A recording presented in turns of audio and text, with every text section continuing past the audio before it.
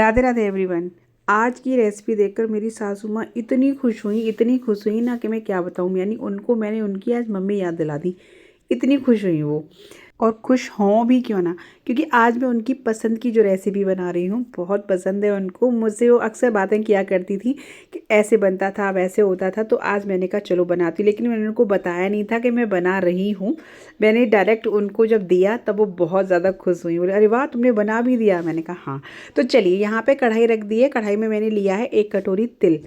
तो तिल को मुझे भूनना है, बहुत ज़्यादा डार्क नहीं करेंगे नहीं तो ये कड़वे हो जाएंगे। इसलिए जब तिल चटकने लगे ना तब तक इनको भूनना है। अलग पता चल जाएगा तिल चटकते हैं तब, और धीमी धीमी आंच पे से भून लेंगे।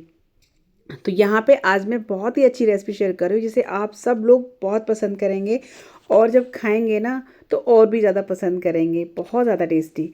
तो चलिए यहाँ पे तिल हमारे अच्छे से भुन गए हैं, फूल गए हैं। मैं आपको तोड़ के दिखा रही हूँ अच्छे से। ये मतलब मसलने पर टूट रहे हैं। तो यहाँ पे तिल अच्छे से भुनने के बाद मैंने इनको निकाल लिया है एक प्लेट में। इनको थोड़ा सा ठंडा होने देते हैं। तिल को रखते हैं साइड में, और यहाँ सेम वही कढ़ाई मैंने रख ली है। मैं आपको यहाँ तिल दिखा रही थी। तो अब उसके बाद मैंने इसमें 1 चम्मच घी किया है बस। इसको बहुत कम घी के साथ हम बनाएंगे। 1 चम्मच घी को गर्म होने देंगे। गर्म होने के बाद में यहाँ पे मैं डाल रही हूँ इसमें 15 से 20 बादाम। ज़्यादा भी डाल सकते हैं। इनको थोड़ा पहले भूनेंगे क्योंकि बादाम थोड़ा टाइम लेते हैं भुनने में। उसके बाद में इसमें मैं ऐड कर रही हूँ थोड़े से काजू और थोड़े पिस्ता। इसमें वैसे ड्राई फ्रूट्स की ज़्यादा ज़रूरत नहीं होती है, मैं बस थोड़े से डाल रही हूँ। अच्छे लगेंगे, नहीं तो बिना ड्राई फ्रूट्स के भी इन चीज़ को बना सकते हैं, यानी बिल्कुल स्किप कर सकते हैं इनको। तो यहाँ पे ये सारी चीज़ें जब भुन जाएंगी अच्छे से, इनका कलर थोड़ा सा चेंज हो जाएगा, हल्का सा कलर चेंज करना है। उसके बाद हम इन्हें निकाल लेंगे घी में से। ये वाली रेसिपी जो है ना मेरे घर में भी बनती थी, मेरे मायके में। खासकर मेरे ताऊ जी और ताई जी मिलके बनाया करते थे, और मुझे बहुत मतलब वही चीज़ मुझे दिमाग में सेट थी कि इस तरीके का मुझे बनाना है। तो चलिए अब उसी घी में मैंने यहाँ पे 1 कटोरी लिया है आटा। तो यहाँ पे मैं सारी चीज़ें बहुत अच्छे से मेजरमेंट के साथ बताऊँगी आपको। 1 कटोरी से ही मैं सारी चीज़ें मेज़र कर रही हूँ। जैसे कि मैंने 1 कटोरी आटा लिया है, 1 कटोरी ही मैंने तिल लिया था, सेम कटोरी लिया। अब हमें क्या करना है, आटे को भूनना है। तो बिना घी के भी इस आटे को आप भून सकते हैं। इस रेसिपी में घी की ज़्यादा ज़रूरत नहीं पड़ती है, बहुत थोड़ा सा घी से भी काम चल जाता है। जैसे कि आपने देखा, मैंने सिर्फ 1 चम्मच घी में सारे ड्राई फ्रूट्स भून लिए, और उसके बाद मैंने इस आटे को भूना है, और बिना घी के ही थोड़े से घी में। तो यहाँ पे देखिए आटे का कलर खूब अच्छे से हो गया है, यानी जैसा आप चाहते हैं वैसा आप कलर कर लीजिएगा। यहाँ बहुत अच्छे से आटा हमारा धीमी धीमी आंच पे भुना हुआ है। आटा धीमी आंच पे ही भूनिएगा। उसके बाद हम इस आटे को भी निकाल लेते हैं एक प्लेट में, और फिर चलते हैं आगे की तरफ। तो यहाँ पे देखिए ये मैंने लिया है गोला, जो सूखा नारियल होता है वो गोला आप कस के ले सकते हैं। वैसे अब जो डेसिकेटेड कोकोनट आता है ना वो भी ले सकते हैं, लेकिन ये बहुत अच्छा लगता है इन लड्डुओं में। तो यहाँ पे मैंने कस के ये लिया है, ये 1 कटोरी ही है कसा हुआ। तो इसको हमें भूनना है धीमी आंच पर। इसमें कोई घी की जरूरत नहीं होती क्योंकि इसमें तो ऑलरेडी तेल होता है। तो यहाँ पे बस 1-2 से मिनट ही भूनेंगे तो ये अच्छे से हो जाएगा। बहुत ज़्यादा डार्क नहीं करेंगे, हल्का सा सुनहरा होने तक भूनेंगे। तो यहाँ पे इसको भी, जिसमें हमने आटा निकाला था ना, उसमें हम इस नारियल को यानी गोले को निकाल लेंगे। अब जो हमने तिल लिए थे ना वो थोड़े ठंडे हो गए हैं, उनको हमें दरदरा सा पीस लेना है। दरदरा सा, बहुत ज़्यादा बारीक नहीं करिएगा और साबुत भी नहीं रखना है, हमें हल्का सा दरदरा करके मिक्सर जार में इनको हमें पीस लेना है। तो यहाँ पे देखिए तिल जो है वो मैंने पीस लिए हैं दरदरे से।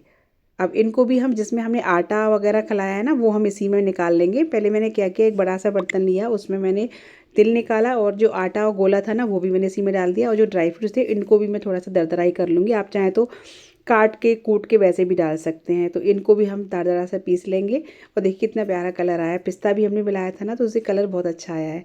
अब इनको भी हम डाल लेते हैं इसी वाले बर्तन में जिसमें हमने सारी चीज़ें मिला के रखी हैं। अब यहाँ पे किशमिश थी, किशमिश बहुत बड़ी बड़ी थी, इसको लिए ना मैंने इनको कट कर लिया है। किशमिश को मैंने भूना नहीं है, बिना भूने ही डाला है। अब चलिए वही कढ़ाई मैंने ले ली है। अब इसमें आती है बारी इनको मीठा करने की। तो ये जो मीठा हम करेंगे ना वो करेंगे इनको गुड़ से। तो गुड़ जो है वो मैं ले रही हूँ 1.5 कटोरी। अब जैसे कि मैं आपको मेजरमेंट बताऊँ, जैसे हमने 3 कटोरी चीज़ें ली थी, 1 कटोरी आटा, 1 कटोरी तिल और 1 कटोरी गोला, और बाकी ड्राई फ्रूट्स वगैरह 1 कटोरी हो गया था। 3 कटोरी लिया था, उसका आधा हमने गुड़ लिया है 1.5 कटोरी, और यहाँ पे आधा कटोरी हमने पानी मिलाया है बस।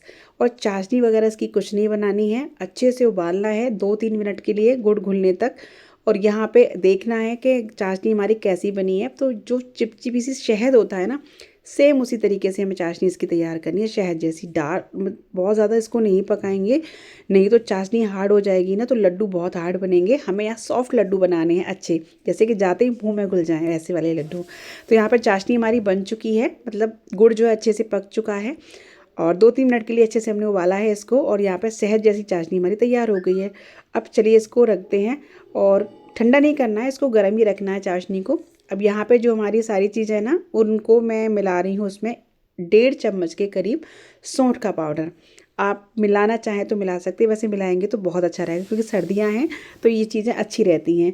यहाँ पे इलायची पाउडर मिलाया है और सौंठ का पाउडर मिलाया है। आप इसमें ना काली मिर्ची भी मिला सकते हैं। और यहाँ पे इसके बाद में मैंने सारी चीज़ें मिला ली। अब जो हमने गुड़ की चाशनी बना के रखी थी ना, उसमें मैं 2 चम्मच घी डाल रही हूँ।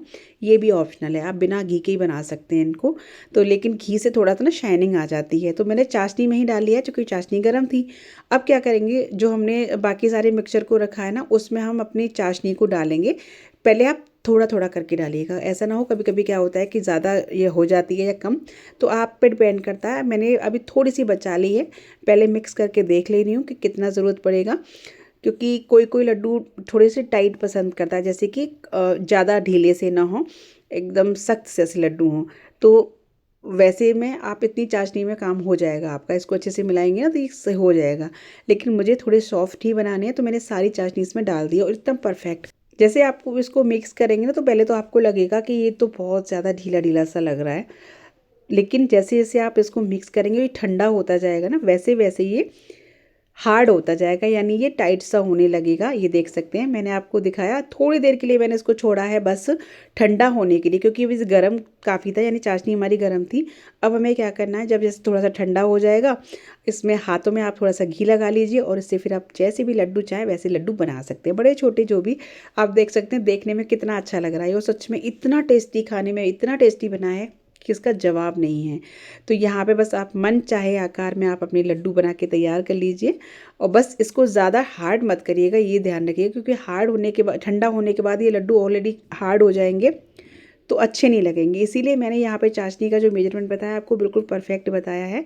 तो यहाँ पे लड्डू हमारे बनके बिल्कुल तैयार हो गए। देख सकते हैं कितने अच्छे लग रहे हैं, देखने से ही बहुत अच्छे लग रहे हैं, खाने में तो इनका जवाब ही नहीं है। तो यहाँ पे मैं आपको तोड़ के भी दिखाती हूँ, देखिए कितना सुंदर लड्डू लग रहा है, बहुत ही गजब का। तो ये तोड़ के दिखाती हूँ कितना सॉफ्ट बना है, मतलब एकदम मुंह में जाते ही ये लड्डू घुल जाएगा, ठंडा होने के बाद भी। ठंडा हो चुका है, देखिए देखने में लग रहा है ना एकदम जैसे कि आप माउथ मेल्टिंग, मतलब मुंह में जाते ही घुल जाने वाला लड्डू। और सच में ये खाकर मेरी सासू माँ का तो खुशी का ठिकाना नहीं था, यानी उनको अपने बचपन की याद आ गई कि संक्रांति भी हमारी मम्मी इसी तरीके से बनाया करती थी। तो मुझे भी बहुत खुशी हुई। अगर आपको अच्छे लगे हो तो आप लोग भी शेयर जरूर कीजिएगा। Radhe Radhe, thanks for watching.